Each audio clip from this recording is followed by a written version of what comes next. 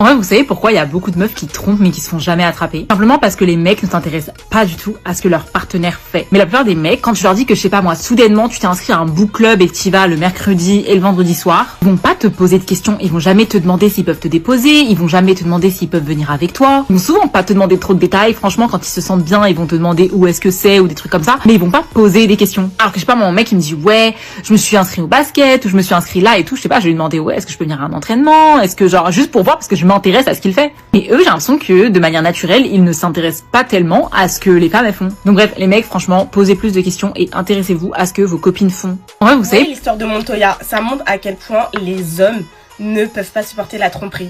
Et je vous assure que ça, c'est le pourquoi les hommes ont peur des femmes et se méfient énormément des femmes, parce qu'ils savent que la tromperie, ils ne peuvent pas supporter comme les femmes supportent. Parce que là, vous avez vu la réaction de Montoya. Il est parti se jeter dans la mer. Il est parti se jeter dans la mer. Montoya a crié. Non, c'est dingue. C'est dingue. En fait, pour moi, on ne devrait pas banaliser la tromperie. C'est pour vous montrer à quel point on banalise la tromperie. C'est pas normal que nous, les filles, on n'ait plus des réactions vraiment de... Parce que moi, combien de femmes je connais se sont fait tromper? Je suis en mode, bah ouais, elles se sont fait tromper. Je le dis normal, mais en vrai, c'est pas normal. Là, vous avez vu la réaction de Montoya? Là, c'est vraiment quelqu'un qui s'est fait tromper, qui a mal au cœur. C'est les vraies réactions, parce que la tromperie, c'est pas censé être normal. Après, j'ai envie de dire, bon... Pourquoi tu es parti dans l'île de la tentation, je comprends pas encore. Hein? Voilà. Mais, franchement, et puis la scène, elle est horrible. Parce que la madame, waouh, elle a pas fait les choses à moitié. Hein. Non. Franchement, les hommes ne peuvent pas supporter la tromperie. Ça, c'est clair. On le voit très bien. Et la tromperie n'est pas à banaliser. Et ensuite de ça, arrêtez de tromper. Arrêtez de tromper. Là, franchement, je fais un message de prévention parce que là, Montoya, il me fait peur, là. Quelqu'un peut me le surveiller, celui-là? Il y a beaucoup de filles qui vous disent aujourd'hui il n'y a plus aucun homme pour me draguer. Je dis oui, bah, c'est la conséquence de 25 ans de féminisme. On nous a pris pour des prédateurs, des délinquants, des assassins, des salopards. Donc on n'ose plus dire à une femme qu'elle est belle, on n'ose plus lui parler dans la rue. On a rendu les femmes paranoïaques, que toute relation de séduction était une relation d'agression et de domination. Donc les hommes n'osent plus et les femmes se sentent agressées. Donc on a induit des stéréotypes de fermeture, d'agressivité, qui empêchent la relation homme-femme. Or, je rappelle quand même que pour que l'humanité existe, il faut que les hommes et les femmes se rencontrent et qu'ils s'accouplent. C'est la clé de la perpétuation de l'espèce. Donc une vision du monde, qui est la vision féministe, pour y revenir, où on pense que les hommes et les femmes sont des ennemis et qu'il faut les séparer, et que toute rencontre entre un homme et une femme est une relation de domination cachée, ou est une violence déguisée, est une vision du monde absurde et mortifère. Hein. C'est l'appel symbolique de mort, c'est-à-dire qu'elle conduit à la mort de l'humain, puisque l'humain c'est l'homme et la femme ensemble. Hein. À l'origine il y a le couple. La castration, oui, c'est le truc qu'on voit aujourd'hui et qu'on paye aujourd'hui. Vous voyez la vidéo de la fille qui s'effondre vraiment dans les bras de sa meilleure amie en pleurs et tout parce qu'elle s'est fait tromper. La vidéo, franchement, elle fait mal au cœur. C'est déchirant, les cris. Oh non. Le truc, c'est que dans les commentaires, il y avait plein de filles qui disaient « Oh my god, ouais, moi aussi, je suis passée par là. » Toi, Dieu merci, j'ai jamais connu ça parce que j'ai jamais été en couple et tout. J'ai aucun background, j'ai pas d'histoire. Le truc, c'est que je me dis, comment tu peux mettre ta meuf, ton ex dans un état pareil et vivre normalement? Enfin, logiquement, si c'est ta meuf, tu la connais. Tu sais qu'elle va réagir comme ça. Tu sais quand ta meuf, elle est très sensible et tout. Je fais quand même. Et après, je vous promets, il y en a, le mal que vous faites à votre meuf, c'est presque démoniaque. Vous les détestez, c'est pas possible. Ce n'est pas possible. Sauf que là, vas-y, elle a pas pleuré devant son mec et tout. Mais il y a des meufs, elles pleurent comme ça au téléphone avec vous. Genre, vous les entendez. Vous vous en foutez en mode. C'est incroyable. Je vous promets, c'est incroyable. C'est démoniaque. D'entendre quelqu'un pleurer comme ça au téléphone pour vous. Et vous vous en foutez. Vous continuez votre... C'est dingue. Je vous promets, c'est dingue. Même si on a dit être je m'en foutiste, tout ça, là, vraiment... Non. Vous voyez la...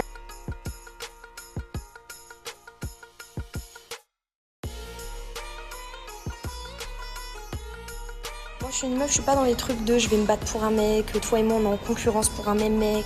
Moi je me bats pour personne en fait. C'est-à-dire que si un mec est pas capable de voir la valeur de la femme que je suis et que du coup je suis censée me battre pour obtenir ma place, c'est qu'il faut juste changer de mec. C'est juste pas le bon mec, c'est juste que ce mec là, il a pas les épaules pour assumer une femme comme moi. Donc vraiment je suis désolée mais moi je suis le genre de fille où je vais jamais me battre pour un mec. Ma chérie, si t'as réussi à avoir mon mec, si t'as réussi à avoir le mec que je fréquente, je te le laisse, je te l'offre sur un plateau d'argent carrément, tu peux le garder bien précieusement et que pour toi. Parce que moi, j'en voudrais plus. S'il est capable d'aller voir ailleurs alors qu'il a une femme comme moi à ses côtés, c'est juste que c'est pas le bon mec. C'est moi, je me suis trompée en vrai de vrai. C'est même pas lui qui m'a trompée, hein. C'est moi dès le départ, je me suis trompée.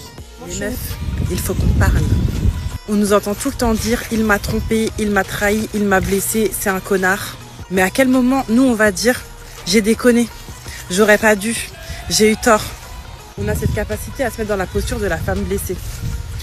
Et pour autant, la personne qui est en face de nous, elle a des sentiments, elle ressent des choses, mais pour nous, c'est toujours plus important ce qu'on ressent que ce qu'un mec ressent. Et me dites pas non, c'est faux, c'est pas vrai. Si, c'est vrai, c'est vrai. On a cette capacité à se dire que nous, ce qu'on fait, c'est moins grave. Une femme qui va tromper un homme, directement, on va se dire « mais attends, mais qu'est-ce que lui, il a fait ?» Alors qu'un homme qui va tromper une femme, on va tout de suite l'insulter, sans même comprendre le pourquoi du comment. Qu'est-ce qui aurait pu conduire en fait à cet acte-là? On va partir du principe que c'est un chien. Il est juste temps en fait de s'avouer les vérités et de se dire que nous aussi on fait du mal. On n'est pas parfaite, on ne sommes pas des saintes et pour autant, même si c'est pas fait de façon intentionnelle, parce que c'est souvent dans ça qu'on se réfugie, que c'est pas intentionnel, ben en fait on fait du mal quand même. J'aurais aimé que pour une fois, on fasse plus preuve d'honnêteté et de sincérité et qu'on se dise en commentaire ce qu'on aurait pu faire de mieux, ce qu'on peut améliorer dans nos comportements par rapport à nos relations avec les hommes, tout simplement. Les meufs. Les filles, il faut que je vous raconte un truc. Je suis trop émotive depuis tout à l'heure. En fait, genre, j'ai reçu un message d'une meuf.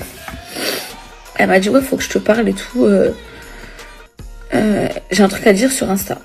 Moi, j'ai dit ok et tout. Déjà, quand on reçoit ce message-là, on est grave dégoûté déjà. Et il s'avère qu'en fait, Sofiane me trompe. Et puis, je vais arrêter de pleurer parce que j'ai pas que ça à faire. Donc, elle m'envoie un message. Elle me dit, faut que je te parle et tout. Je dis, ouais, y a pas de souci, vas-y, parle-moi. Elle me dit, hier soir, j'étais avec ton mari. J'ai dit, ouais, tu l'as vu où? Au début, je voulais pas y croire. Et je me suis rappelé que mon mari, hier, il m'a dit, je vais aller acheter un paquet de cigarettes à l'épicerie. Il devait être 22h, il a mis du temps, il m'a dit c'était fermé et il est parti ailleurs. Genre dans un truc où ils vendent des cigarettes la nuit. Et donc elle m'explique, elle me montre les captures d'écran, elle me montre les messages et tout, elle me montre tout ça. Et là je vais sur le canapé, je me pose et tout. Je réfléchis.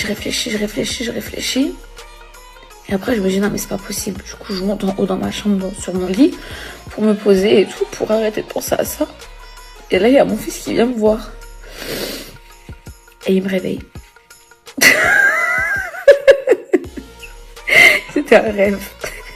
Mais le rêve, il m'a touchée. C'est les hormones. Et en fait, mon mari, il a jamais été acheter un paquet de cigarettes la nuit, donc c'est là que je me suis rendu compte qu'en fait, c'était un mauvais rêve. Voilà. Bisous, mes chers. Vous voyez, sur les réseaux sociaux, tout le monde expose ses critères. Moi, je veux une meuf comme ça. Moi, je veux un homme comme ça. Ok. Et ayez le niveau de vos standards. Filles comme garçons, là, je ne fais pas de différence. Parce qu'il y en a, vous demandez des partenaires, je suis désolée de vous dire, vous ne les méritez pas.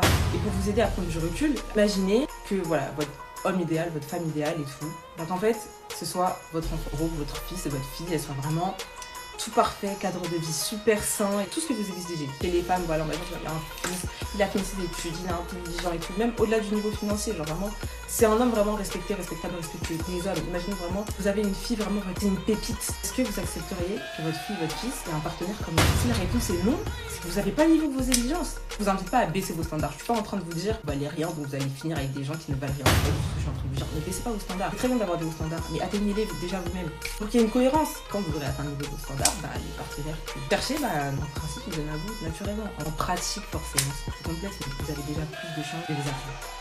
Les filles qui sont là, ouais, on a pardonné la tromperie, c'est vrai, mais je vous assure que si vous auriez été à notre place, vous auriez fait la même chose, c'est faux. On va commencer à parler français, vous êtes juste des bouffonnes.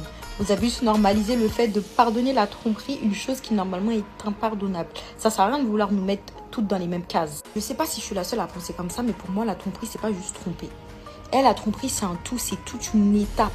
Toute une étape, t'es là, tu parles avec une autre personne que moi. T'es là, t'envisages de voir une autre personne que moi. Pendant que t'es avec moi, tu prévois de me tromper, tu trahis ma confiance, tu trahis tout. Et Crary, moi je vais te pardonner ça. Et vous allez me dire, oui, c'est parce que tu l'as pas vécu que tu dis ça, patati patata. C'est faux. C'est faux. Là, t'es mon mec. T'es là, tu vas me tromper. Pendant que t'es en train de me tromper, il faut rester avec la personne avec qui t'es en train de me tromper. Parce que je vous jure que moi, elle, la tromperie, elle, c'est la pire trahison possible. Vraiment, quand je vous dis c'est la pire chose, elle, c'est la pire chose. Et j'arrive toujours pas à comprendre comment est-ce qu'on pardonne la tromperie. Vraiment. Il y a beaucoup d'hommes qui sont infidèles.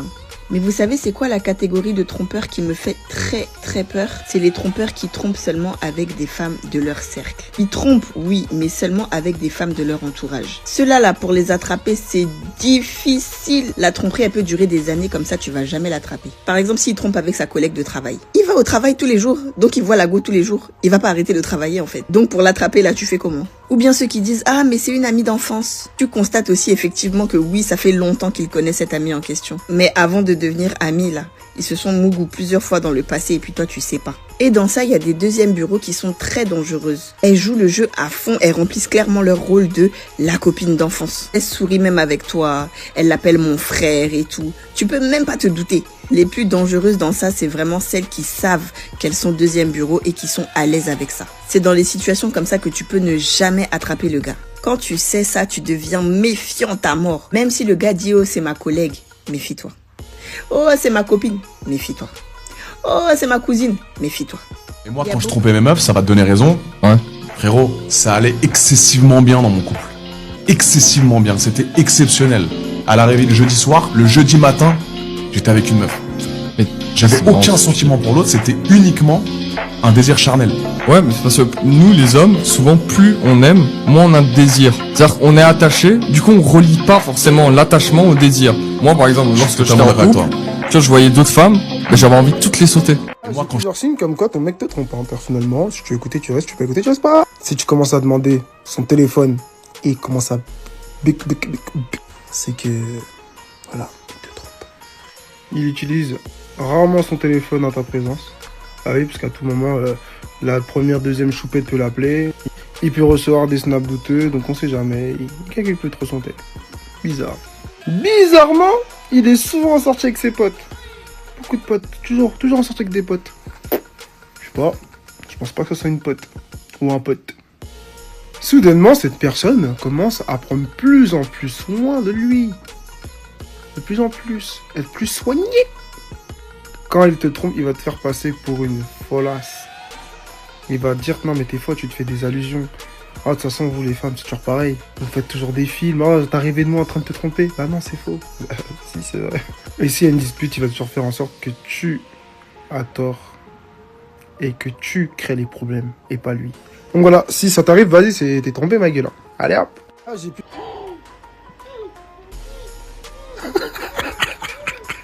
Pourquoi tu snaps ma gueule? Sa meuf elle répond pas. Elle raccroche.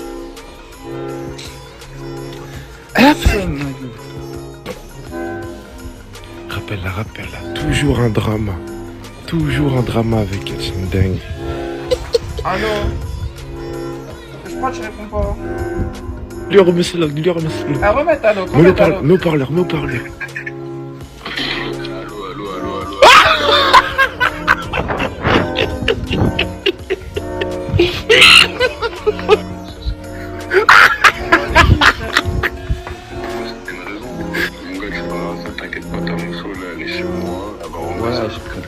Jure la vie ta mère, c'est pas une blague.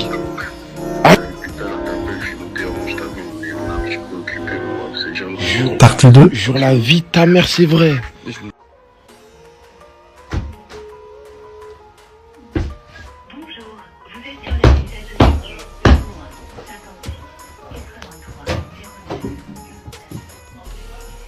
En fait, hein, au nom de Dieu, il y a trop d'étapes pour tromper. Pour que vous puissiez dire tromper, c'est juste une erreur.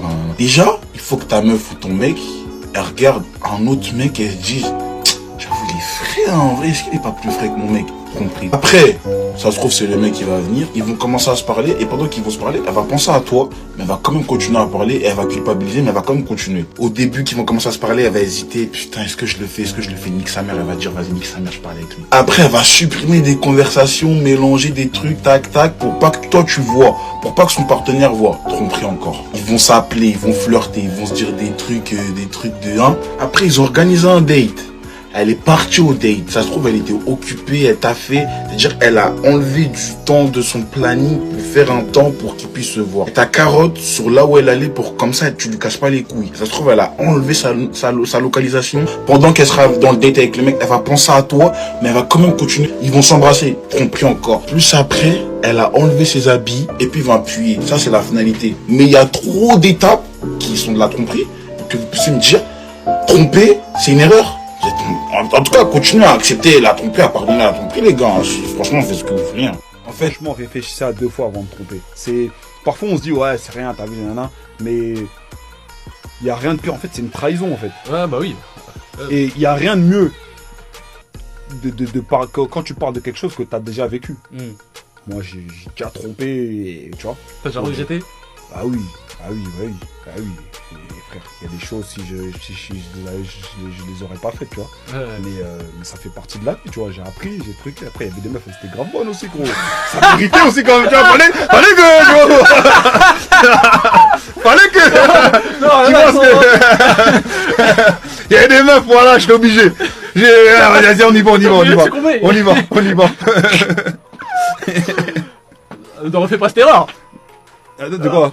Ne refais pas cette erreur. Non, là, maintenant c'est bon. Là, je te dis, maintenant c'est les erreurs du passé. Je suis posé, c'est un passé ça. Maintenant, t'as vu, on essaye de garder une ligne droite. Tombé sur une phrase que j'ai trouvée forte qui disait « Parfois, quand tu brises un cœur, tu te brises en même temps parce que le cœur que tu as brisé, tu étais dedans. » Incroyable. Quand on est dans le cœur de quelqu'un, une personne nous aime sincèrement, est prête à tout pour nous, fait beaucoup pour nous, on se rend pas compte de ce que cette personne nous apporte, mais elle nous apporte énormément, vraiment. Mais quand on lui brise le cœur, cette personne, on la perd. Elle part. Et quand elle part, on perd tous les privilèges qu'on avait avec cette personne.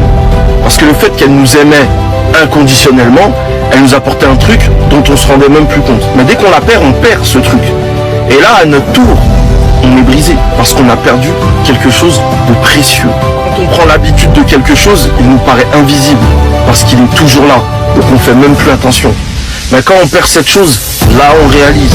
C'est pour ça qu'il faut toujours rester concentré et être conscient de la chance qu'on a. Même si c'est humain et on finit par s'habituer aux choses, il faut toujours se remettre en question, prendre du recul sur sa vie et regarder les privilèges qu'on a. C'est important. C'est sérieux.